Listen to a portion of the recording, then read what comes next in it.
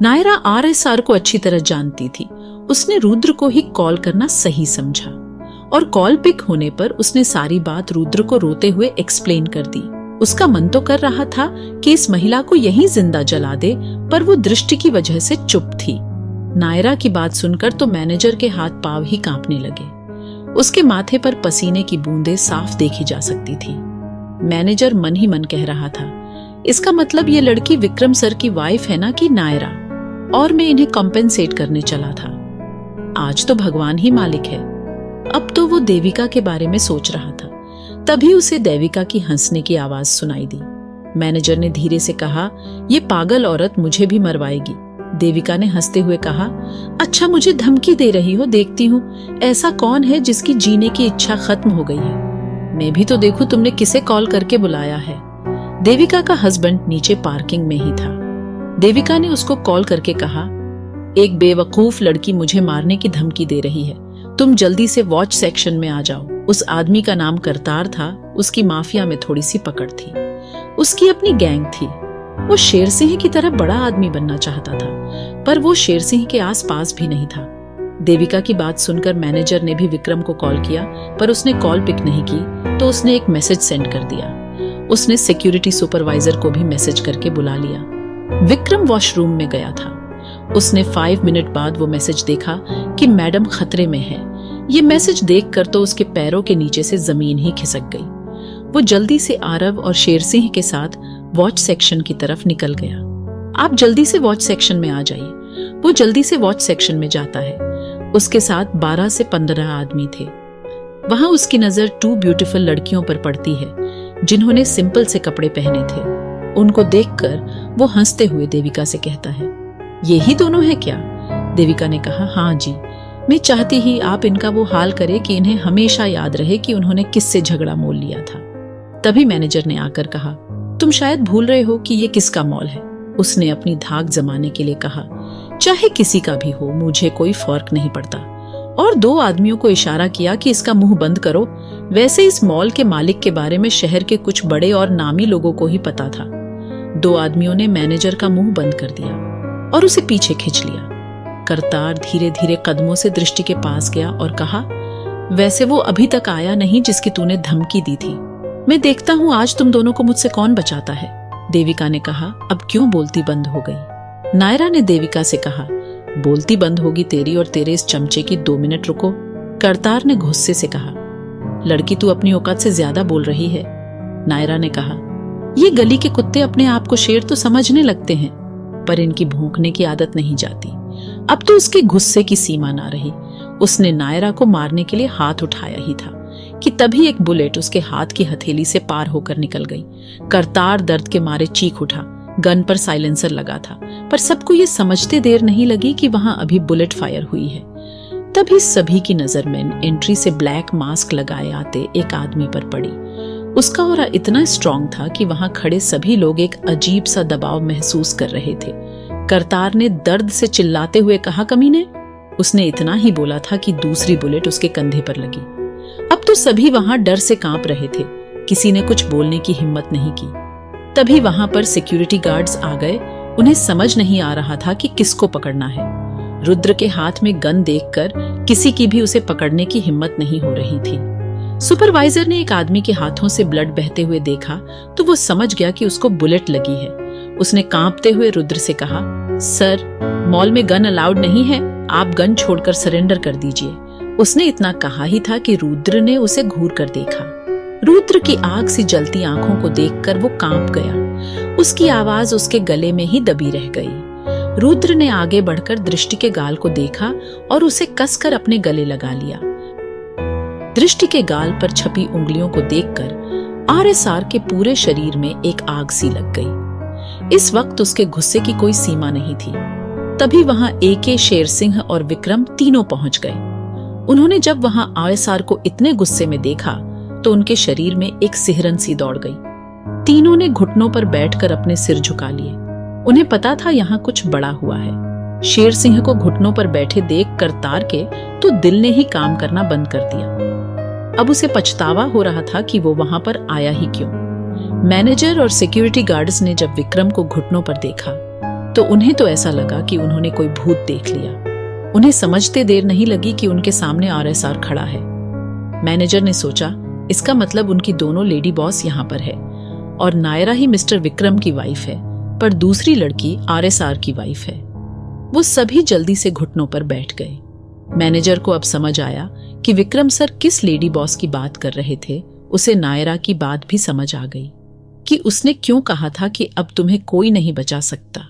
दृष्टि ने धीरे से कहा, विक्रम और आप सभी खड़े हो जाए, इसमें आपकी कोई गलती नहीं है। अपनी लेडी बॉस की बात सुनकर वो सभी खड़े हो जाते हैं। करतार ने जब विक्रम का नाम सुना तो उसे भी समझते देर नहीं लगी कि सामने आरएसआर खड़ा है। वो गिड़गिड़ाते हुए अपने प्राणों की भीख मांगने लगा। देविका ने कहा, आप इन लोगों से क्यों माफी मांग रहे हो? इन्हें बताते क्यों नहीं कि तुम्हारे माफिया से भी लिंक है? करतार ने उसकी बात सुनी तो उसने गुस्से में देविका के गाल पर 3-4 थप्पड़ जड़ दिए। रुद्र ने कहा, मेरे घर पहुंचने से पहले इन सभी आदमियों के एक एक हाथ को टॉम जेरी को खिला दो। वो महिला भी नहीं बचनी चाहिए। अब देविका को समझ आया कि आज उससे बहुत बड़ी गलती हुई है। वो सोच रही थी जिस हाथ में वो वॉच बांधना चाहती थी, अब कुछ देर बाद उसका वो हाथ ही नहीं रहेगा। ये सोचकर वो जोर जोर से रोने लगी। रुद्र वहां से नायरा और दृष्टि को लेकर निकल गया।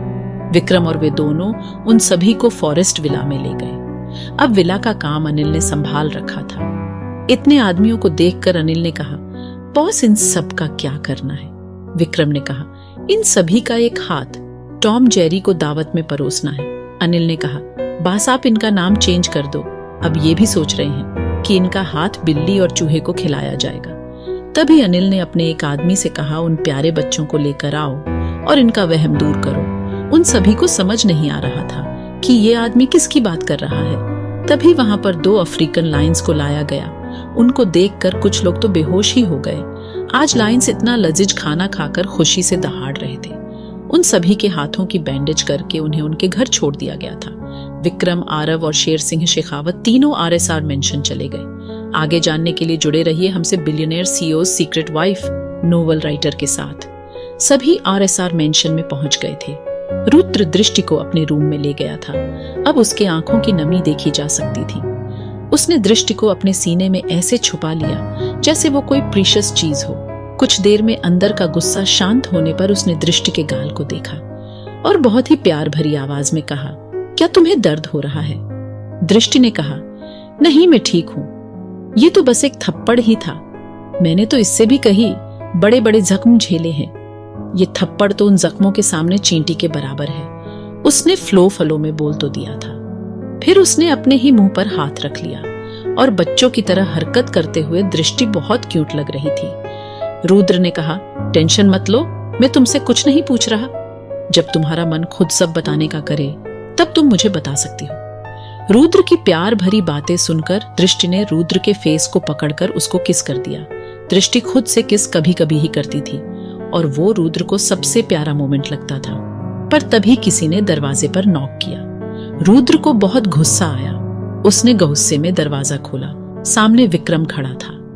रुद्र को गुस्से में देखकर विक्रम ने हकलाते हुए कहा, भाई वो मैं भाभी के लिए ये ऑइंटमेंट लाया था। ऑइंटमेंट को देखकर रुद्र का गुस्सा एकदम शांत हो गया और उसने वो ऑइंटमेंट विक्रम के हाथ से ले लिया। तभी विक्रम ने मौके का फायदा उठाते हुए रुद्र से कहा, सॉरी भाई आज के लिए, और उसके बाद जल्दी से वहां से भाग गया। उसको ऐसे भागता देखकर रुद्र के चेहरे पर मुस्कान आ गई। रुद्र ने ऑइंटमेंट दृष्टि को लगाया और उसे रूम में ही आराम करने को कहा। सुबह का समय था। आज सभी शादी की तैयारी में लगे हुए थे। सुबह सुबह हल्दी फंक्शन था और कल शादी थी। सभी हल्दी की रस्म की तैयारी में लगे हुए थे। शिवम ने भी अपनी शूटिंग कुछ दिनों के लिए कैंसिल कर दी थी। आरव कपूर के पेरेंट्स भी आ गए थे। रुद्र ने मिस्टर आकाश कपूर और मिसेस कामिनी कपूर को ग्रीट किया। तभी दूसरी तरफ से आदित्य के पेरेंट्स मिस्टर रविकेश शर्मा और मिसेस रीना शर्मा भी वहां आ गए। रुद्र ने उन्हें भी ग्रीट किया। रविकेश ने आकाश कपूर से कहा, कपूर साहब बच्चे बड़े हो गए हैं, एक तो हमें बताते भी नहीं हैं और अभी तक हमें हमारी बहू से भी नहीं मिलवाया। आकाश कपूर भी बोले, सही कहा शर्मा जी आपने, अब इन्हें हम बूढ़े लोगों की परमिशन की क्या जरूरत। रुद्र को पता था कि ये दोनों उसकी टांग खींच रहे हैं। तभी कामिनी और रीना ने कहा, तुम दोनों कभी नहीं सुधरोगे, आते ही इसकी टांग खींचने लगे। रुद्र बेटा चलो, हमें हमारी बहू से मिलाओ, इनका तो ये रोज का ड्रामा है। RSR मैंशन में सभी फैमिली मेंबर और रिलेटिव्स आ गए थे। रुद्र ने सभी को दृष्टि और नायरा से मिलवाया। सभी को उनका नेचर बहुत पसंद आया। उन दोनों की सादगी और सुंदरता ने सबके दिलों को छू लिया। रेखा जी ने सभी से कहा, बस अब तो मेरे सभी बच्चों के लिए ऐसी ही बहुएं मिल जाए। तभी कामिनी ने रेखा जी से कहा, सही कह रही हो दीदी, घर में बहू अच्छी आ जाए तो हमारा बुढ़ापा तो शांति से गुजरेगा। दृष्टि ने कामिनी की बात काटते हुए कहा, आंटी जी किसने कहा आप बूढ़े हो गए हो? आप तो मुझे अनीता दीदी से थोड़े ही बड़े लगते हो। ना तो अभी आपके चेहरे पर कोई झुर्रियां है। क्यों रीना आंटी, सही कहा ना मैंने? तभी मिस्टर कपूर ने दृष्टि से कहा, बेटा रीना से क्या पूछ रहे हो? इनकी खूबसूरती के बारे में हमसे ज्यादा कौन जान सकता है। मिस्टर कपूर की बात सुन सब हंस पड़े। कामिनी तो शर्म से लाल ही हो गई। रेखा जी ने कहा, यह हंसी मजाक तो चलता रहेगा, पहले हल्दी की रस्म तो पूरा कर लो। सभी विक्रम और नायरा को हल्दी लगाने लगे। शिवम तो विक्रम के कभी नाक पर हल्दी लगाता, कभी उसके कमर पर। वो तो उसे परेशान करने का एक भी मौका नहीं छोड़ रहा था। विक्रम ने दांत भींचते हुए शिवम से कहा, बेटा कभी ना कभी तो नंबर तेरा भी आएगा, तुझे तो मैं तब बताऊंगा। विक्रम की बात सुनकर सभी खिलखिलाकर हंस पड़े। रेखा जी ने शिवम को डांट लगाते हुए कहा, ये लड़का कभी नहीं सुधरेगा। नवीन ने कहा, मामी आज इसकी पिटाई लगा ही दो। हल्दी की रस्म बहुत अच्छे से पूरी हुई। सभी ने खूब मस्ती मजाक किया। उन्होंने एक दूसरे के साथ डांस भी किया। जब दृष्टि के डांस का नंबर आया तो उसने क्लासिकल और मॉडर्न डांस के स्टेप्स को कंबाइन करके इतना जबरदस्त डांस किया कि सभी उसे देखते रह गए। दृष्टि ने एक एक स्टेप बहुत ही अच्छे से प्रेजेंट किया था। आज सभी को पहली बार पता चला था कि दृष्टि को इतना अच्छा डांस आता है। इसे बोलते हैं सर्वगुण संपन्न बहू। सभी जोर जोर से तालियां बजा रहे थे। डांस के बाद सभी को बहुत ज्यादा भूख लगी थी। सभी खाने पर ऐसे टूटकर पड़ रहे थे जैसे कि उनके लिए कहीं खाना कम ना पड़ जाए। दृष्टि ने दादाजी और नक्स को भी इस फंक्शन में शामिल कर लिया था। वो दोनों भी बहुत खुश थे। दृष्टि ने उन दोनों को खाना खिलाकर उनके कमरे में आराम करने के लिए पहुंचा दिया था। रेखा जी दृष्टि की समझदारी को देखकर बहुत खुश थी। सभी ने बहुत एंजॉय किया था। दिन कब में गुजर गया किसी को पता ही नहीं चला। सभी अपने अपने कमरे में सोने के लिए चले गए। सभी बहुत थक गए थे। दृष्टि ने रुद्र से कहा, मुझे आपसे कुछ बात करनी है। रुद्र ने बोला, तुम्हें किसी भी बात के लिए मुझसे इजाजत लेने की जरूरत नहीं है। तुम्हारा जब भी मन हो मुझसे कुछ भी कह सकती हो। दृष्टि ने कहा, मैं अब कुछ महीनों तक इस मेंशन के बाहर नहीं जाना चाहती, जब तक मेरा बेबी इस दुनिया में नहीं आ जाता, क्योंकि मैं अपने बेबी के साथ कोई रिस्क नहीं लेना चाहती। जब उस महिला के साथ मेरा झगड़ा हुआ था तब मैं बहुत ज्यादा डर गई थी कि कहीं मेरे बच्चे को कुछ ना हो जाए। मैं घर पर रहकर ही इस बच्चे का ख्याल रखना चाहती हूँ, क्योंकि अगर इसे कुछ हो गया तो मैं कभी भी जिंदगी में खुद से नजरें नहीं मिला पाऊंगी। मुझे नहीं पता आप ये सब कैसे मैनेज करोगे, पर मैं अब इस मेंशन के बाहर कदम नहीं रखूंगी और घर में रहकर मैं दादाजी और नक्श का भी ख्याल रख लूंगी। और रही मेरे कैरियर की बात, तो वो तो मैं 1 साल बाद भी शुरू कर सकती हूँ। अगर आपको मेरी कोई बात बुरी लगी हो तो दृष्टि ने इतना ही बोला था कि रुद्र ने उसके मुंह पर अपना हाथ रखकर कहा, अभी तक तो कोई भी बात बुरी नहीं लगी, पर ये लास्ट सॉरी वाली बात बहुत बुरी लगती। और रही बात तुम्हारी, तो मैं तुम्हारे हर फैसले में साथ हूँ, क्योंकि मैं ये नहीं चाहता कि तुम किसी भी बात को लेकर परेशान रहो। और रही बात तुम्हारे बाहर जाने की, तो मैं इसके बारे में माँ को भी बता दूंगा। अब तुम्हें कहीं जाने की जरूरत नहीं है। दृष्टि ने कहा, एक और बात। रुद्र ने उसकी तरफ देखा और बोला, कहो। दृष्टि ने कहा, हमें अपना रूम भी नीचे शिफ्ट कर लेना चाहिए, जिससे मुझे सीढ़ियों का भी खतरा नहीं होगा। रुद्र ने कहा, तुम लिफ्ट यूज कर सकती हो। दृष्टि ने हैरान होते हुए कहा, इस मेंशन में लिफ्ट भी है, पर मैंने तो आज तक देखी नहीं। रुद्र ने कहा, तुमने सीढ़ियों के पास लेफ्ट साइड का दरवाजा देखा है? दृष्टि ने हामी सिर हिलाया। रुद्र ने आगे कहा, वो कोई रूम नहीं है, उसने लिफ्ट ही है। अब दृष्टि की सभी परेशानी दूर हो गई थी। आगे जानने के लिए जुड़े रहिए हमसे billionaire CEO secret wife novel writer के साथ। आज नायरा और विक्रम की शादी थी। सभी तैयारी में लगे थे। कल शाम को नवीन की सिस्टर इंडिया आ गई थी। नवीन उसे लेने के लिए सुबह जल्दी चला गया था। आरव ने पूरी फैमिली के लिए डिजाइनर कपड़े बनवा दिए थे। सभी कपड़े एक से बढ़कर एक थे। फैमिली के सभी सदस्यों को कपड़े बहुत पसंद आए। इन चारों फैमिली की एक खास बात ये थी कि इनमें कोई भेदभाव नहीं था। सभी के बिजनेस एक दूसरे से कनेक्टेड था। ये जॉइंट बिजनेस का फैसला चारों फ्रेंड्स ने मिलकर किया था, पर सभी फैमिली के बड़ों ने इन्हें अपना पूरा समर्थन दिया था। रुद्र इतना शार्प माइंडेड था कि उसने सभी के बिजनेस को उस लेवल पर पहुंचा दिया था कि आज पूरे देश में उनकी फैमिली की अलग ही पहचान थी। रुद्र के इन सभी ग्रुप में शेयर थे, पर आरएसआर ग्रुप में और किसी परिवार की पार्टनरशिप नहीं थी। वो ग्रुप सिर्फ आरएसआर ने खड़ा किया था।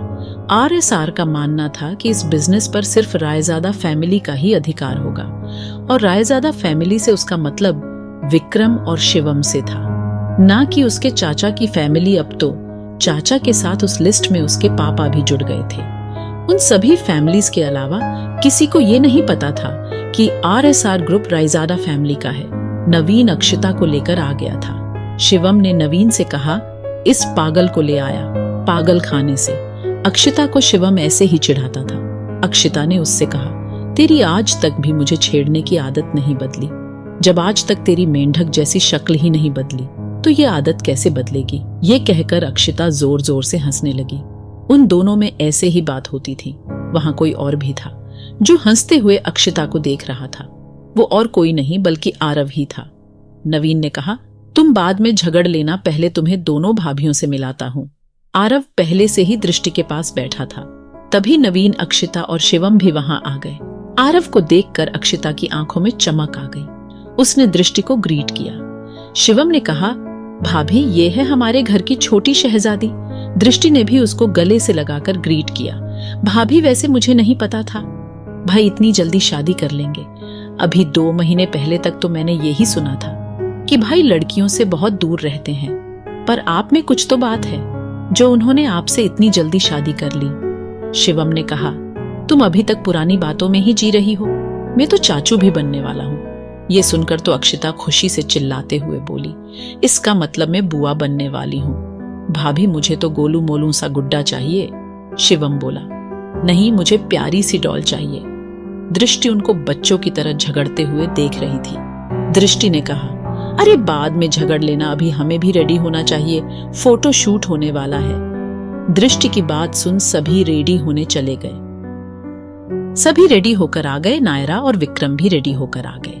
पहले उन दोनों के कपल फोटो शूट हुए, उसके बाद सभी के साथ फोटो शूट हुआ। दृष्टि और आरएसआर ने भी कपल फोटो शूट करवाए, क्योंकि उनकी शादी बिना फोटो शूट के हुई थी। उस वक्त सिचुएशन ही कुछ ऐसी थी। सभी के 2 घंटे तक फोटो शूट हुए। आज नायरा और विक्रम दोनों की जोड़ी बहुत ही प्यारी लग रही थी, जैसे कि वो एक दूसरे के लिए ही बने हों। उन्होंने फोटो में बहुत अच्छे अच्छे पोजेस दिए थे। उन्होंने किसिंग पोज भी दिया था, जिससे नायरा शर्मा गई। उसके बाद विक्रम और नायरा को शादी के मंडप पर ले जाया गया। शुभ मुहूर्त का समय शुरू हो गया था। शादी की विधि शुरू हो गई थी। आकाश जी और कामिनी जी ने नायरा का कन्यादान किया था। शादी संपन्न हो गई थी। सभी ने शादी के बाद नायरा को गिफ्ट दिया और फिर सभी ने डिनर किया। उसके बाद अक्षिता और दृष्टि नायरा को विक्रम के रूम में छोड़ आए। रूम पूरा फ्लावर्स से डेकोरेटेड था। आज पहली बार नायरा को विक्रम के बारे में सोचकर भी घबराहट हो रही थी। कुछ देर बाद विक्रम भी रूम में आ गया। वो जाकर नायरा के पास बैठा। उसने कहा, तुमने कपड़े चेंज नहीं किए। ये लहंगा बहुत भारी है, तुम इसमें परेशान हो गई हो। जाओ पहले शॉवर लेकर आओ, तुम्हें आराम मिलेगा। नायरा शॉवर लेने चली गई। विक्रम ने भी रूम में कपड़े उतारकर टॉवल कमर से बांध लिया था। शॉवर लेने की जल्दी में वो अपने कपड़े तो वार्डरोब से लेना ही भूल गई। उसने विक्रम से कहा, सुनो, मेरे नाइट क्लॉथ दे दो। विक्रम के चेहरे पर डेविल स्माइल आ गई। विक्रम दरवाजे के पास गया और उसने कहा, लो। इतना सुनते ही नायरा ने अपना हाथ वॉशरूम के दरवाजे से बाहर निकाला। विक्रम ने उसका हाथ पकड़कर बाहर खींचकर अपनी बाहों में कसकर पकड़ लिया। उसने ये एक्सपेक्ट नहीं किया था कि विक्रम भी कुछ ऐसा कर सकता है। नायरा ने टॉवल अपने सीने से बांधा हुआ था। विक्रम अपने होठों से नायरा के होठों पर किस करने लगा। उसने नायरा के होठों को धीरे धीरे बाइट करना शुरू कर दिया। नायरा के पूरे शरीर में सिहरन सी दौड़ गई। उसकी सांसें उखड़ने लगी, पर विक्रम तो उसका दूध सा शरीर देखकर पागल ही हो गया। उसने नायरा को बेड पर लिटा दिया और धीरे धीरे उसकी गर्दन से किस करते हुए उसके पूरे शरीर पर बाइट के नीले निशान छोड़ दिए। विक्रम ने नायरा का टॉवल भी हटा दिया। नायरा के मुंह से चीख निकल गई। ये दोनों का फर्स्ट टाइम था। उन्होंने नाइट में 3 से 4 बार प्यार किया। उनकी पूरी रात इन प्यार के पलों में निकल गई। 4 बजे विक्रम नायरा को अपनी बाहों में पकड़कर सो गया। सुबह 7 बजे उसकी आंख खुली। वो जल्दी से शॉवर लेकर जल्दी से रेडी हुई और फिर नीचे चली गई। दृष्टि ने हंसते हुए कहा, क्या हुआ? कोई परेशानी है? तुम ऐसे क्यों चल रही हो? तुम्हारे पैरों में चोट लग गई क्या रात को? नायरा ने कहा, कोई बात नहीं, आप उड़ा लो मेरा मजाक। आपको तो सब पता है, फिर भी मेरी टांग खींच रही हो। मुझे तो लगा था कि मैं मर ही जाऊंगी। अक्षिता नायरा और दृष्टि की बात सुन हंस पड़ी। अक्षिता ने नायरा से कहा, भाभी आज रसोई की रस्म है, मामी ने आपको बताने के लिए कहा था। तभी नायरा ने कहा, आप हॉल में बैठो, मैं आपके लिए और पूरी फैमिली के लिए खाना रेडी करती ही। दृष्टि ने कहा, चलो हम तुम्हारी हेल्प कर देते हैं। नायरा ने दृष्टि से पूछा, आपकी भी किसी ने हेल्प की थी? दृष्टि ने कहा, नहीं। तो फिर मैं भी अकेले ही खाना बना लूंगी। ठीक है, बना लो, वैसे भी तुम्हें पता है को कौन सी चीज कहाँ रखी है। 2 घंटे में सभी डाइनिंग टेबल पर आ गए थे। नायरा ने खाना बना लिया था। फिर उसने सभी को खाना परोसा। दृष्टि ने भी उसकी खाना सर्व करने में हेल्प करी। सभी ने खाना खाना शुरू कर दिया। सभी को खाना बहुत अच्छा लगा। उनका मन ही नहीं भर रहा था। सभी ने खाने की खूब तारीफ करी। रसोई की रस्म नायरा ने आराम से पूरी कर ली थी। उसने खाना बनाना दृष्टि से ही सीखा था। रेखा जी तो अपनी दोनों बहू को देखकर रीना से कहा, भगवान ने मुझे इतनी प्यारी बहुएं देकर मेरे सारे दुखों को दूर कर दिया। रीना ने कहा, आप सही कह रहे हो, तभी तो कहते हैं भगवान के घर देर है अंधेर नहीं। रीना ने कहा, देखो रेखा दी, भगवान ने तुम्हें कितनी सुंदर, सुशील और सर्वगुण संपन्न दो बहुएं दे दी। अब तो मुझे भी आपकी किस्मत देखकर जलन हो रही है। रीना ने हंसते हुए कहा। शादी की सभी रस्में बहुत अच्छे से पूरी हो गई थी। सभी अपने अपने घर चले गए थे। विक्रम ने शेर सिंह वाली बात जो सिंघानिया फैमिली के बारे में थी, वो सब रुद्र को बता दिया था। रुद्र ने उनके सभी आदमी इस शहर से एक ही रात में बाहर निकलवा दिए थे। उनको मास्क पहने बहुत सारे आदमियों ने घेर लिया था और उनके हाथ पैर बांधकर सभी को शहर से बाहर फिकवा दिया था। सिंघानिया फैमिली को समझ ही नहीं आया कि इतने ट्रेनेड आदमी किस गैंग के हैं। सभी एलिट फैमिलीज को पता था कि आरएसआर ही ऐसा कर सकते हैं। सिंघानिया फैमिली के गायब होने से शेर सिंह शेखावत के राइवल्स भी शहर छोड़कर भाग गए थे। पर जो दूसरा समूह था वो धीरे धीरे उस लड़की की छानबीन में लगे हुए थे। सिंघानिया फैमिली के हेड को जब अपने आदमियों के साथ हुई बदतमीजी का पता चला तो उन्हें बहुत गुस्सा आया। उसने गुस्से में चिल्लाकर कहा, उन्हें हम बाद में देखेंगे, बस अभी सिर्फ ये पता करो कि ये सब किसने किया और अभी उन पर कोई एक्शन मत लेना। मुझे भी तो पता चले कि कौन सी फैमिली ने सिंघानिया फैमिली से टकराने की हिम्मत की है। पहले तुम उस लड़की को कैसे भी खोज निकलो। अगर हमने जल्द से जल्द उस लड़की को नहीं खोजा तो तुम्हें पता है ना वो क्या कर सकता है। अब जाओ सब यहाँ से। धीरे धीरे 8 महीने से ज्यादा का समय गुजर गया था। अभी तक किसी को उस लड़की का पता नहीं चला था। पता चलता भी कैसे, दृष्टि इतने दिनों से घर से बाहर ही नहीं निकली थी। सभी अपने कामों में लगे हुए थे। आरएसआर ने पिछले कुछ महीनों में ऐसा मुकाम हासिल कर लिया था कि अब कोई उसे छू भी नहीं सकता था। उसने मीडिया को अपने कई इंटरव्यू भी दिए थे जिसमें मीडिया को बस बिजनेस रिलेटेड क्वेश्चन पूछने की ही परमिशन थी। अब देश का बच्चा भी आरएसआर को ब्लैक मास्क से पहचान सकता था। बीते कुछ दिनों में आरएसआर ने एंटरटेनमेंट सेक्टर में काफी इन्वेस्ट किया था। आरएसआर ग्रुप की एंटरटेनमेंट कंपनी देश की सबसे बड़ी कंपनी बन गई थी। उसका सीईओ शिवम रायजादा था। एके फैशन फ्यूजन को ग्लोबल फैशन अवार्ड से सम्मानित किया गया था। आदित्य के 7 स्टार्स होटल्स की ब्रांच भी बड़े बड़े शहरों में फैल गई थी। नवीन ने भी अपना बिजनेस टेक ओवर कर लिया था। रोनित मित्तल और उसके दादाजी इस बात से बहुत खुश थे। मिस क्वीन ने भी बैड ब्यूटी गैंग की लीडरशिप अपनी भरोसेमंद, होनहार और काबिल लड़की शिवानी के हाथों में सौंप दी थी। ये लड़की भी नायरा की तरह काबिल थी। रिचर्ड ने जब द लोटस पैलेस पर हमला किया उस वक्त शिवानी हॉस्पिटल में एडमिट थी। दृष्टि अब अपने बच्चे को हर मुसीबत से बचाना चाहती थी, इसलिए उसने बैड ब्यूटी गैंग को छोड़ा था। पर उसने शिवानी से ये जरूर कहा था कि तुम्हें कभी भी मेरी जरूरत पड़े तो मुझे बता देना, मैं बैड ब्यूटी गैंग के लिए हमेशा तैयार रहूंगी। शिवम की पिछले महीने 1 बड़ी मूवी ब्लॉकबस्टर गई थी। पूरे देश में शिवम के ही चर्चे थे। वो फेमस एक्टर होने के साथ। 2 वो RSR एंटरटेनमेंट कंपनी का CEO भी था, इसलिए शिवम को सांस लेने की भी फुर्सत नहीं थी। शिवम रायजादा के चाचा अशोक रायजादा की बेटी भी इंडस्ट्री में डेब्यू करने वाली थी। वो देश के बड़े बिजनेसमैन में आते थे। वो भी RSR ग्रुप के साथ कैलिब्रेशन करना चाहते थे, पर आज तक उन्हें RSR का अपॉइंटमेंट ही नहीं मिला, और बिना अपॉइंटमेंट के किसी का RSR से मिलना तो दूर, उनकी छाया तक नहीं देख सकते थे। उन्हें ये नहीं पता था कि थे फेमस एक्टर शिवम उनके ही परिवार से है।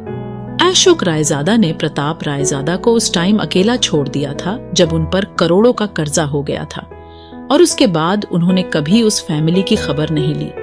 रुद्र ने ही अपने दादा की कंपनी को टेक ओवर कर लिया था। उस कंपनी को पर्सनली रुद्र ही संभालता था, क्योंकि उसके दादाजी ने उस कंपनी को रुद्र के लिए ही अपनी मेहनत से खड़ा किया था, वो भी उस समय जब सबने उनका साथ छोड़ दिया था। रुद्र पिछले 10 दिनों से दृष्टि की देखभाल कर रहा था। उसका सारा काम विक्रम ही संभाल रहा था।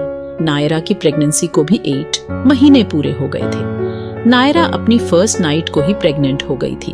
दृष्टि की प्रेगनेंसी को 9 महीने पूरे हो गए थे। अब उनके घर में बच्चे की किलकारी कभी भी गूंज सकती थी। रुद्र दृष्टि की हर छोटी से छोटी चीज का ख्याल था। रेखा जी और सावित्री काकी भी नायरा और दृष्टि का बहुत ध्यान रखती थी। दादाजी तो 1 महीने में ही रिकवर हो गए थे, पर नक्श 4 महीने में जाकर रिकवर हुआ था। उसने अपनी पढ़ाई भी स्टार्ट कर दी थी। उसने अगले 4 महीनों में 6 क्लास से लेकर 12 क्लास तक की बुक्स रीड कर ली थी। उसका माइंड भी दृष्टि की तरह बहुत तेज चलता था। नक्श का IQ लेवल भी हाई था। वो भी अपनी बहन की तरह बहुत सुंदर था। अगर उसको कोई लड़की देख ले तो अपना दिल ही दे बैठे। रिकवरी के बाद अब वो रुद्र की पर्सनल जिम में भी एक्सरसाइज करने लगा था। वो अपने शरीर को भी स्ट्रॉन्ग बनाना चाहता था, ताकि वो अपनी बहन को प्रोटेक्ट कर सके। इसलिए नक्श अब अपना पूरा समय एक्सरसाइज और स्टडी में बिताता था। पिछले 4 से 5 महीने में ही उसका शरीर मास्क्यूलर हो गया था। उसने अपने 8 पैक एब्स बना लिया था। उसकी हाइट -6.2 फीट थी। उसे इस फैमिली से बहुत प्यार मिला था। रेखा जी को नक्श माँ ही कहकर बुलाता था। दादाजी को अपना पूरा परिवार किसी स्वर्ग से कम नहीं लगता था। अब इस घर में दृष्टि ही उनकी सबसे लाडली थी। सुबह का समय था। रुद्र एक्सरसाइज करके अभी रूम में ही आया था, तो दृष्टि ने उससे माँ को बुलाने को कहा। दृष्टि के चेहरे पर दर्द के एक्सप्रेशन देखे जा सकते थे। दृष्टि ने कहा, मुझे लेबर पेन शुरू हो गया है। सुबह का वक्त था। विक्रम भी घर ही था। रुद्र ने रेखा जी को कॉल करके ऊपर बुलाया। फिर उसने विक्रम को कॉल करके कार रेडी रखने को कहा। रेखा जी और सावित्री काकी जल्दी से ऊपर आ गए। सावित्री काकी ने दृष्टि को देखा और कहा, दीदी, बहू को दर्द शुरू हो गए हैं, हमें जल्दी से दृष्टि बेटा को हॉस्पिटल ले जाना पड़ेगा। तभी रुद्र ने दृष्टि को अपनी गोद में उठाया और लिफ्ट से होते हुए नीचे ले गया। सावित्री काकी ने भी जल्दी से छोटे बच्चे के पुराने कपड़े रख लिए जो हर्ष और हर्षिता के थे। रेखा जी और सावित्री काकी का मानना था कि पैदा हुए बच्चे को पुराने कपड़े ही पहनाने चाहिए, इससे बच्चे को नजर नहीं लगती। बच्चे के पैदा होने के 6ठे दिन ही पूजा पाठ कराकर उसे नए कपड़े पहनाने चाहिए। सावित्री काकी ने दृष्टि के लिए भी ढीले से कपड़े ले लिए थे। नक्श भी वहां आ गया था। रुद्र ने नक्श को घर ही रुककर नायरा का ख्याल रखने को कहा। वैसे भी नक्श और नायरा की आपस में बहुत जमती थी। दोनों नाम राशि जो थे, कहने का मतलब दोनों की एक ही राशि थी। बाहर 9 से 10 कार्स खड़ी थी। सिक्योरिटी का खास ध्यान रखा गया था। 30-35 पर्सनल बॉडीगार्ड्स उनके साथ थे। सभी कार में बैठकर सिटी हॉस्पिटल के लिए निकल गए थे, पर उनको क्या पता था कि अनीता ने उनके लिए बहुत बड़ा सरप्राइज काफी दिनों से तैयार कर रखा था। ऐसा अनीता ने क्या सरप्राइज तैयार किया हुआ था? क्या कोई नई मुसीबत तो रुद्र और दृष्टि का इंतजार नहीं कर रही है? आगे जानने के लिए जुड़े रहिए हमसे billionaire CEO secret wife season 2 novel writer के साथ। प्लीज फ्रेंड्स लाइक और फॉलो करना ना भूले। सभी दृष्टि को लेकर हॉस्पिटल पहुंचे। डॉक्टर अनीता और डॉक्टर RK ने पहले से सभी अरेंजमेंट्स कर दिए थे। उसने पहले ही सबको कह दिया था कि तुम सबके लिए मेरे पास बहुत बड़ा सरप्राइज है, पर किसी को उसकी बात समझ ही नहीं आई थी। उसने रुद्र के हॉस्पिटल आते ही उससे सबसे पहले सरप्राइज की ही बात कही थी। रुद्र और दृष्टि के वहां पहुंचने पर दृष्टि को स्ट्रेचर पर लिटाकर लेबर रूम में ले जाया गया। उसके साथ रुद्र भी चला गया। 2 आवर्स हो गए थे। दृष्टि का लेबर पेन बहुत बढ़ गया था। दृष्टि दर्द से छटपटा रही थी। रुद्र ने उसका हाथ पकड़ा हुआ था, उसे दिलासा दे रहा था। रुद्र से भी उसकी हालत देखी नहीं जा रही थी। रुद्र की आंखों में भी आंसू भर आए थे। दृष्टि की ऐसी हालत देखकर, जो कभी भी आंखों से छलक सकते थे, रुद्र की आंखों में आंसू देखकर दृष्टि ने अपने छटपटाने पर कंट्रोल किया। उससे रुद्र को सच में लगा कि दृष्टि का पेन थोड़ा कम हो गया है, पर अंदर ही अंदर वो दर्द से मरी जा रही थी। शिवम की शूटिंग चल रही थी। तब उसे नवीन ने कॉल करके दृष्टि भाभी के बारे में बताया। नवीन ने आगे कहा, मैं तुम्हारे फिल्म सेट पर 5 मिनट्स में पहुंच रहा हूं, तुम मुझे सेट के बाहर मिलो। उसने शूटिंग बीच में ही पोस्टपोन कर दी और हड़बड़ी में वहां से फिल्म सेट की कॉस्ट्यूम में ही निकल गया। सभी को ये तो समझ आ गया कि कोई बड़ी बात है, पर शिवम से किसी की पूछने की हिम्मत ही नहीं हुई। शिवम का बिहेवियर सिर्फ अपनी फैमिली के साथ ही बच्चों जैसा और हंसमुख स्वभाव था। बाहर वालों के लिए तो वो किसी डेविल से कम नहीं था। वो बहुत बड़ी 2 एक्ट्रेस का क्रश था, पर किसी की क्या मजाल जो उसके आसपास भी भटक जाए। आज फिल्म क्रू का काफी नुकसान हुआ था, पर उन्हें पता था कि Shivam had never shown such carelessness. Shivam set से बाहर निकल गया था। उसके पर्सनल असिस्टेंट ने उसके लिए कपड़ों का इंतजाम कर दिया था। एक बॉडीगार्ड जल्दी से कपड़े लेकर आ गया था। शिवम नवीन की कार में बैठकर वहां से निकल गया। उसने कार में ही अपने कपड़े चेंज किए और फेस पर मास्क लगा लिया ताकि कोई उसे पहचान ना सके। शिवम के असिस्टेंट का नाम प्रेम था। पहले ये शिवम का पर्सनल बॉडीगार्ड था, पर जैसे जैसे शिवम पर काम का प्रेशर बढ़ता गया, वैसे प्रेम उसकी हर काम में हेल्प करने लगा। वो उसके शेड्यूल को भी मैनेज करने लगा। शिवम ने उसका प्रमोशन करके उसको अपना असिस्टेंट रख लिया। उसने अंदाजा लगा लिया था कि शायद उनकी लेडी बॉस को हॉस्पिटल में एडमिट किया है, क्योंकि रायजादा फैमिली और एके, आदित्य और नवीन सभी के लिए RSR ग्रुप के ही पर्सनल गार्ड्स थे। इनकी खास बात ये थी कि ये अपने मेंटर के लिए मरने को भी तैयार थे। इन सभी गार्ड्स की फैमिली अब्रॉड शिफ्ट कर दी गई थी। इनके बच्चे वहां के अच्छे अच्छे स्कूल्स में पढ़ रहे थे, इसलिए इन्हें कोई ब्लैकमेल या थ्रेट्स कॉल से डरा नहीं सकता था। ये गार्ड्स हर 3 महीने के बाद शिफ्ट बदलकर 1 महीने के लिए अपनी फैमिली के पास जाते रहते थे। ये साइकिल ऐसे ही चलती रहती थी। शिवम और नवीन हॉस्पिटल पहुंच गए थे। हॉस्पिटल में सभी पहुंच गए थे। लेबर रूम में गए दृष्टि को 5 घंटे हो गए थे। रेखा जी 2 से 3 बार दृष्टि से मिलकर आ गई थी। टाइम ज्यादा हो गया था। सभी के चेहरे पर टेंशन साफ देखी जा सकती थी। नायरा का भी विक्रम के पास अब तक 20 बार से ज्यादा कॉल आ गई थी। नकश भी हर 15 मिनट्स बाद कॉल करवा देता था घर पर। दादाजी भी नायरा और नकश के साथ आकर बैठ गए थे। उनके चेहरे पर टेंशन और घबराहट साफ देखी जा सकती थी। रुद्र दृष्टि के पास ही था। अनीता भी दृष्टि के पास पिछले 5 घंटे से थी। दृष्टि के सारे कपड़े पसीने से गीले हो गए थे। ये सब दर्द की वजह से था। अब टाइम आ गया था बेबी के बाहर आने का। दृष्टि ने अपनी दोनों मुट्ठियां कस ली थी। जिस हाथ को रुद्र ने पकड़ा हुआ था, उसके नेल्स रुद्र की हथेली में चुभ गए थे। तभी एकदम बच्चे की रोने की किलकारी उस रूम में गूंज उठी। दृष्टि को बेबी बॉय हुआ था। अपने बच्चे को देखकर रुद्र की आंखों से खुशी के आंसू बह उठे थे। अभी एक बच्चा हुआ ही था कि दृष्टि की दर्द से चीख निकल गई। तभी दूसरे बच्चे के रोने की आवाज सुनाई दी। ये बेबी गर्ल थी। दृष्टि और रुद्र की खुशी का ठिकाना नहीं था। दृष्टि ने ट्विंस बच्चों को जन्म दिया था। ये ही था अनीता का सरप्राइज। उसने ये बात किसी को बताई नहीं थी।